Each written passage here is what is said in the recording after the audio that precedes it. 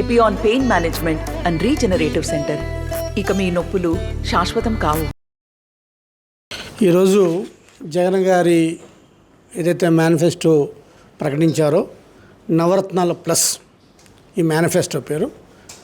పోయిన మేనిఫెస్టో పోల్చుకుంటే పోయిన మేనిఫెస్టోలో ఉన్న హామీలను కొనసాగిస్తూనే అనేక కొత్త వాగ్దానాలని కొత్త హామీలను ఇచ్చారు. అంటే ఈ మేనిఫెస్టో పోయినసారి మేనిఫెస్టోని 99% పూర్తి చేస్తే ఈ మేనిఫెస్టోని 1% కూడా పూర్తి వదలకుండా పూర్తిగా 100% పూర్తి అయ్యేలాగా ప్రణాళికలు చేసుకున్నాం.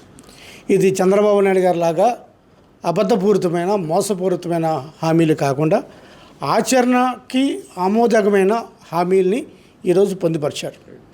అనేక హామీల్ని ఈ మేనిఫెస్టో చూస్తే ముఖ్యంగా పేద వర్గాలకి, బడుగు బలహీన వర్గాలకి, దళితులకు, మైనార్టీలకు, క్రిస్టియన్లకు, అదేవిధంగా రైతులకు, ప్రతి ఒక్కరికి కూడా మంచి చేసే మేనిఫెస్టో.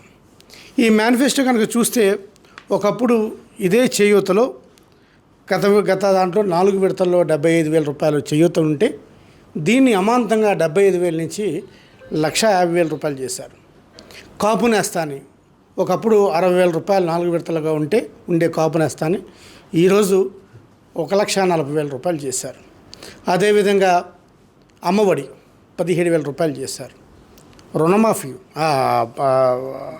రైతు భరోసా కింద 16,000 రూపాయలు చేశారు. ఇలా ఏ కార్యక్రమం తీసుకున్నా సరే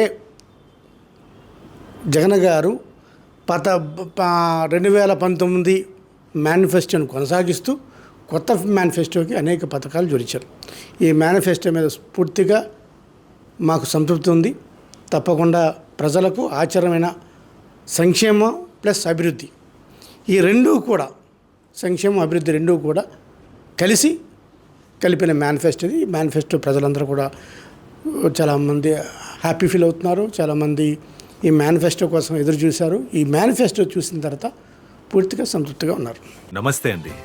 ఇది వ్యాపారం గురించి కాదు, ఓటు గురించి. ఎన్నికల్లో ఓటు వేయడం మన హక్కు మాత్రమే కాదు, కర్తవ్యం. ఎంతో మంది మహా నేతలు శ్రమించి ప్రాణత్యాగం చేసి ఈ అవకాశాన్ని మనకిప్పించారు. అందరూ ఓటు వేద్దాం. ఎందుకంటే ఓటు హక్కు ఊరికే రాదు. నా ఓటు ఎవరికో తెలుసా? అది సీక్రెట్ అండి.